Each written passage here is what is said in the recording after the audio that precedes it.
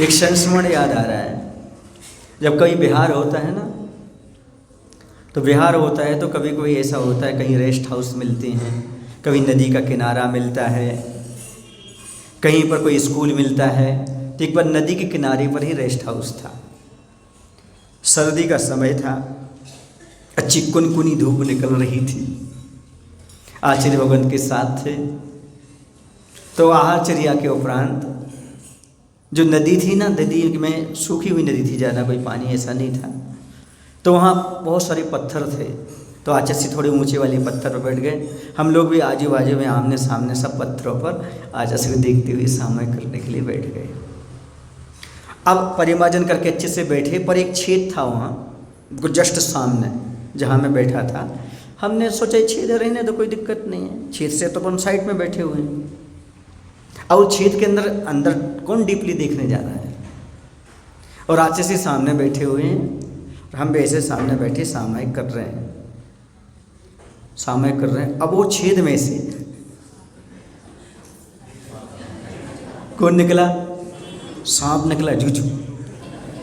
और ऐसा बाहर तक आता, दो दो जीव निकालता, फिर अंदर चला जाता। वो लगभग सामयिक के समय 10 बार लगभग बाहर आया होगा। उसको बाहर निकलना होगा।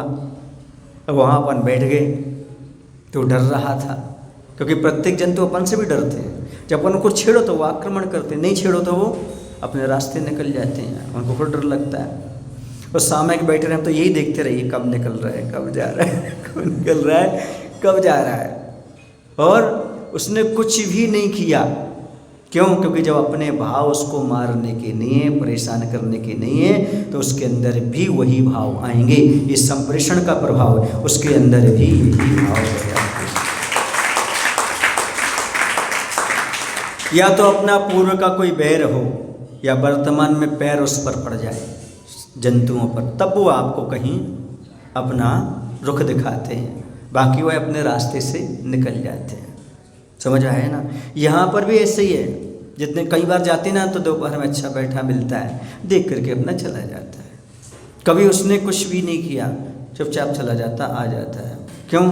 क्योंकि जीव जंतु कभी किसी को परेशान नहीं करते। पीछे जाते ना टावर के पास, तो दोपहर में क्योंकि गर्मी लगती है बेचारों को, तो वो बाहर निकलते हैं, है ना। उस दोपहर में कभी वहाँ जाना हुआ 3 बजे ऐसा करके 10 बजे, तो कभी आ जाता, अपने चला जाता। हो सकता है कोई भव्य जीव हो, महाराज के दर्शन करके अपना चला जाता हो, ऐसा भी हो सकता है। उसके बाद दोबारा देखो, दिखता नहीं, खोजो, दिखता नहीं। क्यों? क्योंकि वो भी समझते हैं ये तो महाराज है, अभी और कोई आ गया तो हम यहाँ रह ही नहीं पाएंगे। कोई दूसरा व्यक्ति आ गया तो क्या करेगा? भागा देगा, मारेगा तो नहीं, क्योंकि जैनी व्यक्ति ऐसा कभी नहीं करते। लेकिन मुझे यहाँ से निष्कासित कर दिया तो समझ आ रहा है आपको?